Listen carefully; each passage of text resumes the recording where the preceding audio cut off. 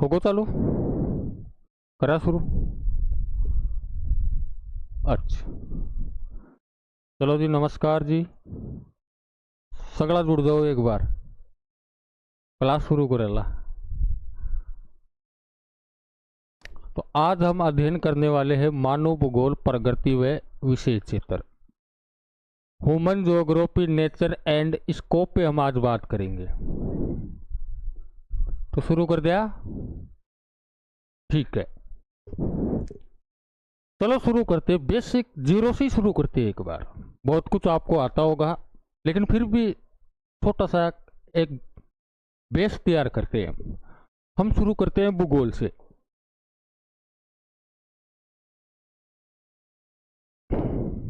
थोड़ा कम चला हुआ हो यार, मन संभाल लीजिए ना। भूगोल,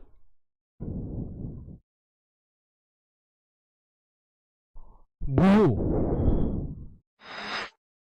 भू का मतलब होता है अर्थ, यानी आपकी पृथ्वी। तो एक शाब्दिक सा मीनिंग ये बता रहा है कि भूगोल वह विषय है जो हमें पृथ्वी के तथ्यों से अध्ययन करवाता है। ये तो एक बेसिक सी मीनिंग हो गई। अब थोड़ा सा हम इसकी डिटेल में चलते हैं। भूगोल को इंग्लिश में ज्योग्राफी कहते हैं।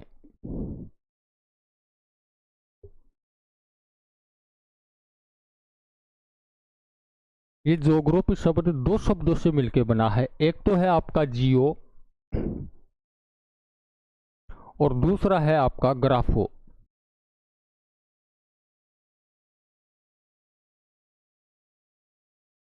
जियो और ग्राफो।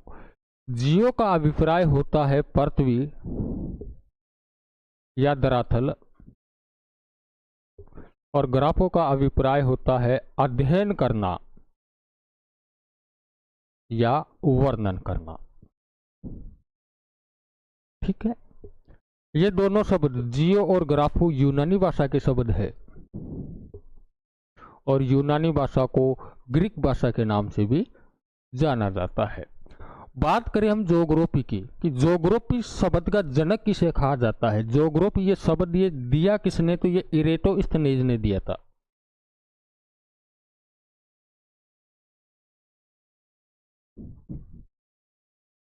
तो ज्योग्राफी शब्द का जनक किसे कहा जाता है, इरेटोस्थेनेज को कहा जाता है।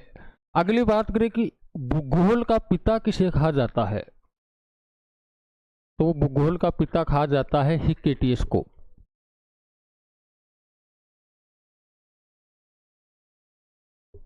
ठीक है, ये बेसिक चीजें हैं, ये थोड़ा बहुत ध्यान में रहना आपके जरूरी है। अगली बात करें कि भारतीय भूगोल का जनक किसे कहा जाता है। एक मिनट,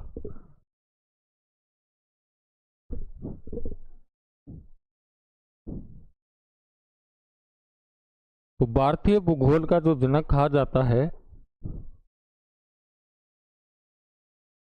जेम्स रेनेल को। ठीक है, 8 तक बात याद रही जैसी। चलो आगे चले जाओ।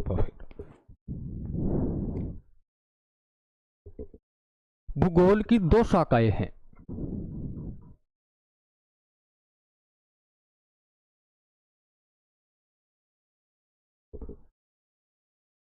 एक है भौतिक भूगोल,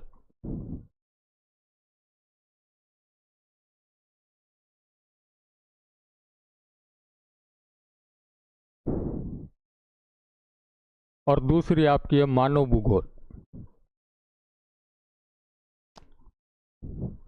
फिजिकल ज्योग्राफी और ह्यूमन ज्योग्राफी। फिजिकल ज्योग्राफी के अंदर हम प्रकृति द्वारा निर्मित भूदृश्यों का अध्ययन करते हैं,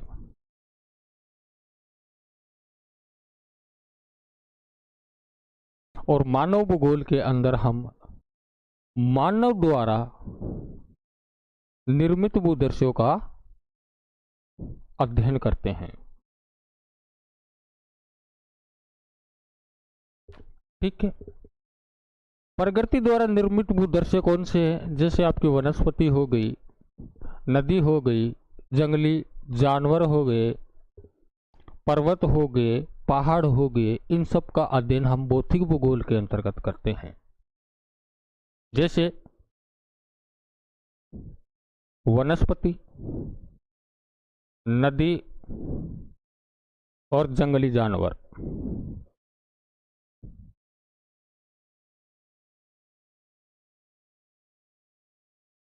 मानव भूगोल के अंदर हम किनका अध्ययन करते हैं कि मानव इस प्रगति पर रहकर वो किस प्रकार से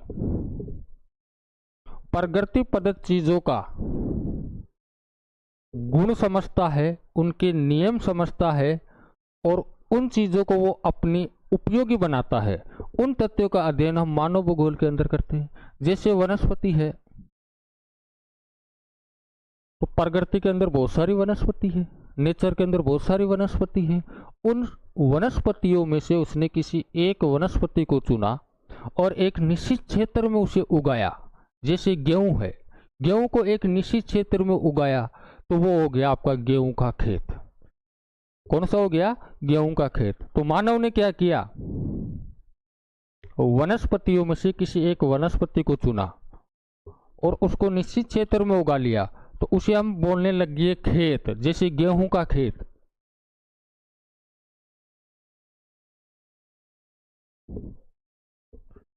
नदी नेचर की देन है, भगवान की देन है, मानव ने नहीं बनाया, ये गॉड ने बनाया, भगवान ने बनाया है। लेकिन मानव क्या करता है? नदी पे बांध बनाता है, बांध बना के उससे नहर निकाल लेता है। तो उसका अध्ययन हम मानव भूगोल में करेंगे। ठीक है। जंगली जानवर, मानव ने क्या किया? जंगली जानवरों में से विशेष जानवरों को उसने चुना और उसे पालतू बनाया। चुना और क्या किया? पालतू बनाया।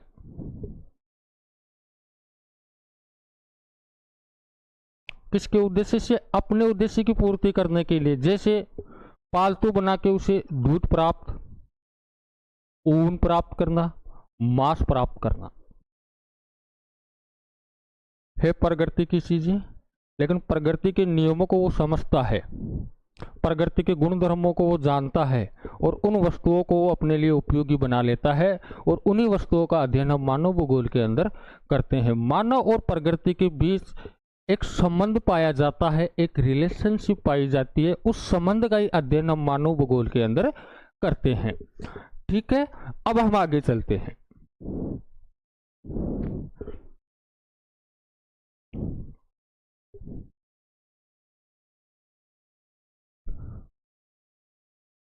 मानव भूगोल, मानव भूगोल का जो केंद्र बिंदु है वो मानव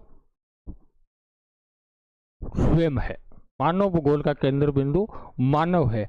हम बात करें कि मानव भूगोल का जनक कौन था या मानव भूगोल का पिता किसे कहा जाता है, तो मानव भूगोल का पिता कहा जाता है, वो कहा जाता है फ्रेडरिक रेडजेल को।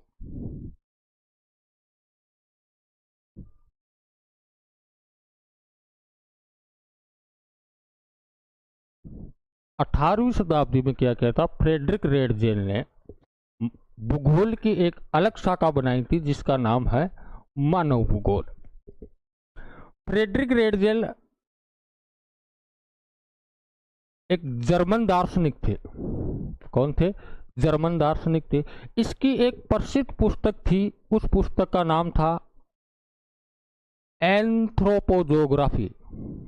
एंथ्रोपोजियोग्राफी। इस पुस्तक के अंदर फ्रेडरिक रेडजेल ने एक बहुत ही प्यारी परिभाषा दी थी मानव भूगोल के संदर्भ में। वो कौन सी परिभाषा थी? उस परिभाषा को हम देखते हैं।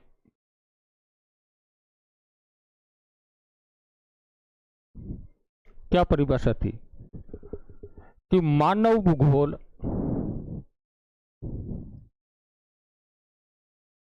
मानव समाजों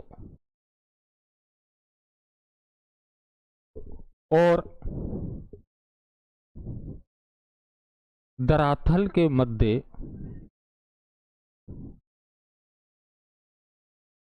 संबंधों का संश्लेषित अध्ययन है। ये परिभाषा किसकी थी? फ्रेडरिक रेडजेल की।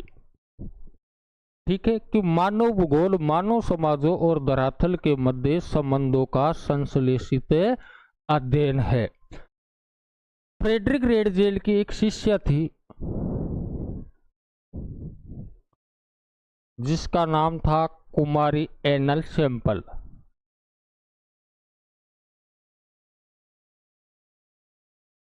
एनल सैंपल ने मानव भूगोल के संदर्भ में एक परिभाषा प्रस्तुत की थी। वो कौन सी थी? वो थी कि मानव भूगोल अस्तर पृथ्वी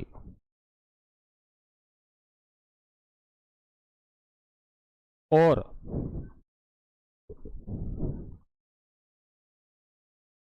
क्रियाशील मानव के मध्य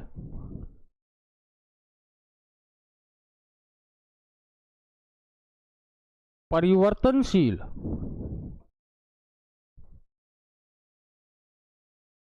संबंधों का अध्ययन है। यह कथन किसका है? एनल सैंपल का। तो दोनों की परिभाषा है। रेडजेल ने परिभाषा दी कि मानव भूगोल मानव समाजों और धरातल के मध्य संबंधों का संश्लेषित अध्ययन है। दूसरी परिभाषा सैंपल जो इसकी शिष्य थी कि मानव भूगोल अस्तर पृथ्वी और क्रियाशील मानव के बीच परिवर्तनशील संबंधों का अध्ययन है। इन परिभाषाओं के अंदर कुछ याद रखने की कुछ चीजें नहीं है, 2-3 चीजें उनको याद रखना, परिभाषा आपकी बन जाएगी। जैसे मानव भूगोल रेडजेल की परिभाषा, रेडजेल की परिभाषा के अंदर 3 शब्द कॉमन आ रहे हैं। पहला आ रहा है मानव समाज प्लस धरातल और संश्लेषित। बस ये 3 शब्द आप याद कर लो, आपकी परिभाषा कंप्लीट हो गई। परिभाषा आप खुद बना लोगे। अगली बात करते हैं सैंपल की। सैंपल में भी वही 3 शब्द आ रहे हैं। कौन सा आ रहा है? अस्तर पृथ्वी प्लस क्रियाशील मानव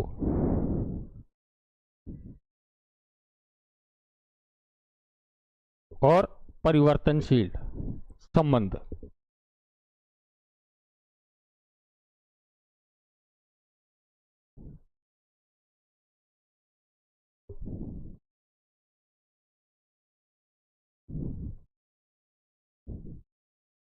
ये लो भैया, ये 3 ही शब्द इसमें कॉमन आ रहे हैं। आपकी परिभाषा कंप्लीट। एनल सैंपल नियतिवाद की कट्टर समर्थक थी। आप नोट करके डाल लेना कि एनल सैंपल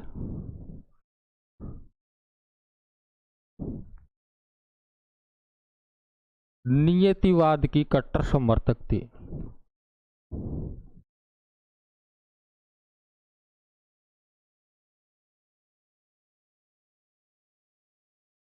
कट्टर समर्थक थी। नियतिवाद को पर्यावरणीय निश्चयवाद भी कहा जाता है।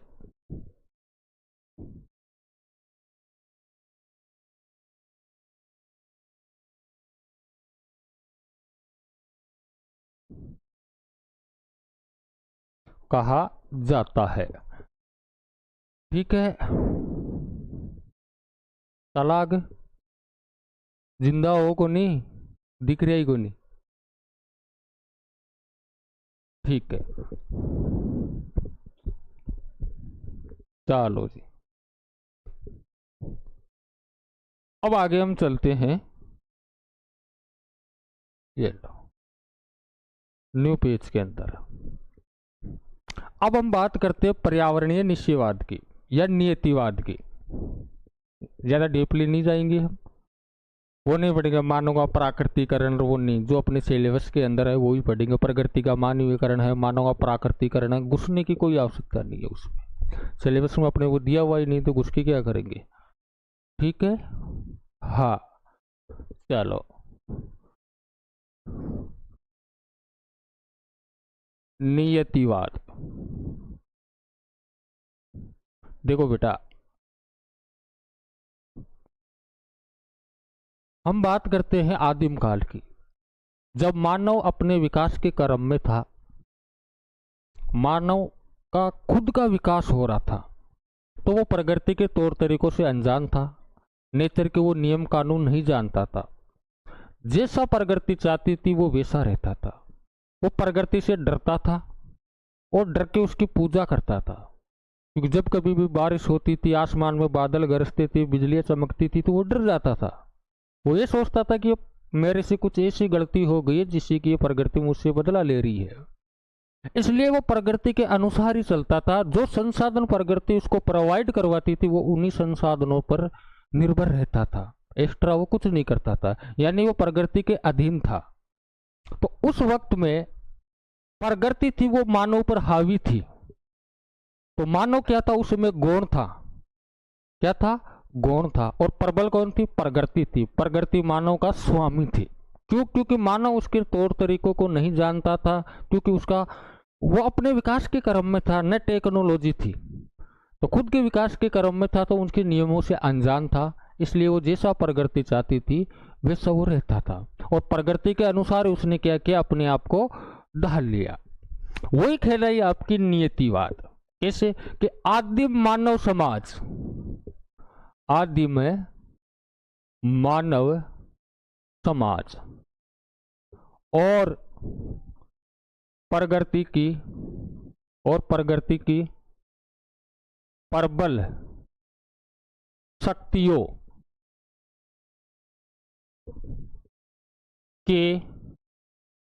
बीच की अन्योन्य क्रिया को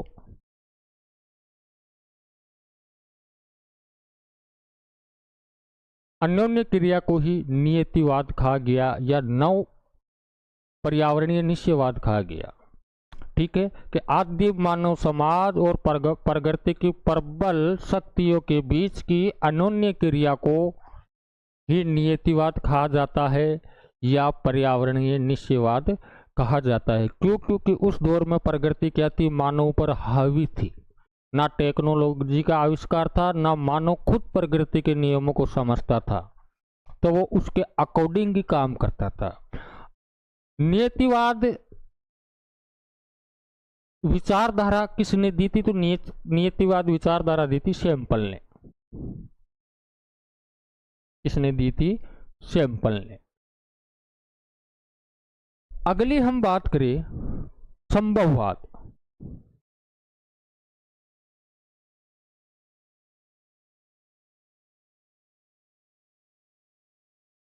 संभववाद विचारधारा का जनक कौन था? तो संभववाद विचारधारा का जनक था ब्लास, विडाल डी ब्लास। कौन था? Vidal de Blas. De la Blas. ठीक है। हाँ,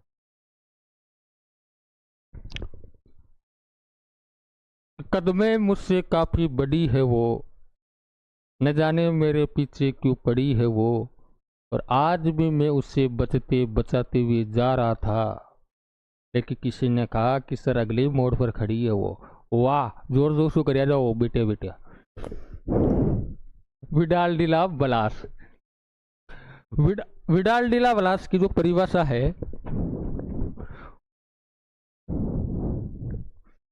विडाल डी ब्लास ने एक विचारधारा दी थी संभववाद। कौन सी? संभववाद। कि प्रकृति संभावनाएं प्रकट अवसर प्रदान करती है, अवसर पैदा करती है, सॉरी, प्रकृति अवसर पैदा करती है और मानव उसमें क्या करता है, संभावनाएं ढूंढता है, और धीरे धीरे फिर क्या होता है, प्रकृति का मानवीयकरण हो जाता है। यानी कि प्रकृति अवसर प्रदान करती है, मानव उसका उपयोग करता है, और धीरे धीरे प्रकृति का मानवीयकरण हो जाता है, और इस प्रकार की विचारधारा संभववाद विचारधारा कहलाती है। यह विचारधारा किसने दी थी? विडाल डी ब्लास ने। किसने दी? विडाल डी ब्लास ने। क्योंकि इस वक्त क्या हो गया, देखो, मानव को क्या लगा, पर्यावरणीय निश्चयवाद था, तो मानव को क्या लगा कि नहीं यार, ऐसा कुछ ऐसा नहीं होना चाहिए। उसको लगा कि यार एक लग्जरी लाइफ चाहिए अपने को, शानदार सी लाइफ चाहिए अपने को।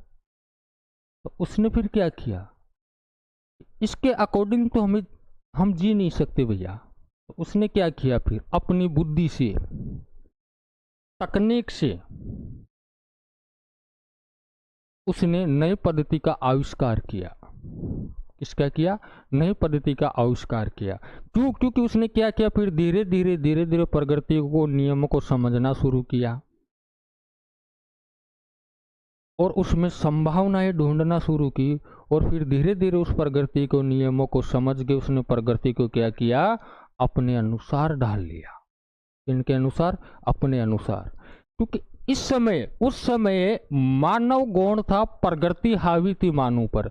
और अब क्या हो गया कि प्रकृति गौण हो गई और मानव प्रकृति पर हावी हो गया। क्यों, क्योंकि मानव के पास समझ आ गई थी, तकनीक आ गई थी। उसने अपनी बुद्धि से, उस तकनीक से प्रकृति को उसने अपने अनुसार ढाल लिया और स्वयं क्या बन गया, मालिक बन गया। क्या बन गया, मालिक बन गया। तो ये विचारधारा कहलाई आपकी संभववाद विचारधारा। तो परिभाषा मैंने बता दी कि प्रकृति अवसर प्रदान करती है, मानव इसका उपयोग करता है और धीरे धीरे प्रकृति का मानवीकरण हो जाता है। और इस प्रकार की विचारधारा संभववाद विचारधारा कहलाती है। और ये विचारधारा देने का श्रेय किसे जाता है, विडाल डिला ब्लास को। किसे जाता है, विडाल डिला ब्लास को। ब्लास आप फ्रांस के थे। कहाँ के थे, फ्रांस के। ठीक है, 3 विचारधारा आपके मुख्य, 2 मैंने बता दिए। एक विचारधारा और है नवनियतिवाद, जिसे रुको और जाओ भी हम कहते हैं। कौन सी, नवनियतिवाद विचारधारा।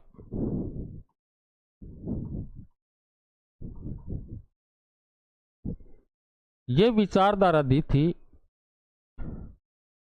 टेलर साहब ने, ग्रिफिथ टेलर ने।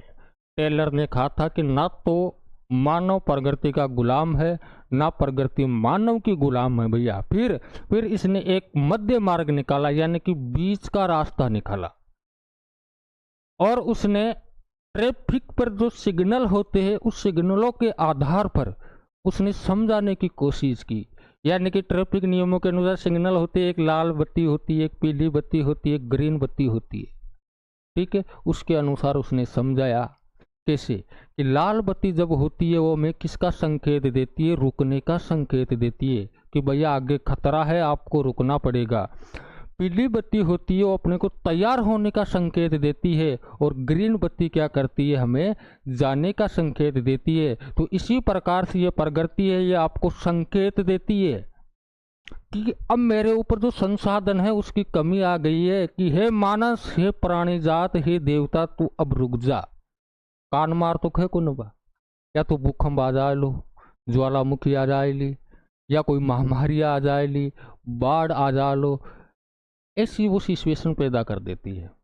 क्योंकि प्रकृति के ऊपर संसाधनों की कमी आ जाती है, तो ऐसी पैदा करती है। फिर क्या होता है, फिर भी हम नहीं रुकते। क्योंकि मानव क्या है, मानव जितना प्रकृति के साथ छेड़खानी करेगा, प्रकृति सोच समय तो उसका बदला लेती है। क्या लेती है, बदला लेती है। तो टेलर साहब ने क्या कहा था कि प्रकृति के नियमों की हम पालना करके प्रकृति पर हम विजय प्राप्त कर सकते हैं, वो भी बिना पर्यावरण को नुकसान पहुंचाए बिना। प्रकृति के नियमों को भी हमें फॉलो करना है और उन नियमों को फॉलो करके हम प्रकृति पर विजय प्राप्त कर सकते हैं। तो ये विचारधारा किसने दी थी, टेलर साहब ने दी थी। किसने दी थी, टेलर ने दी थी। ठीक है, घणो तो अब घड़ी लाइव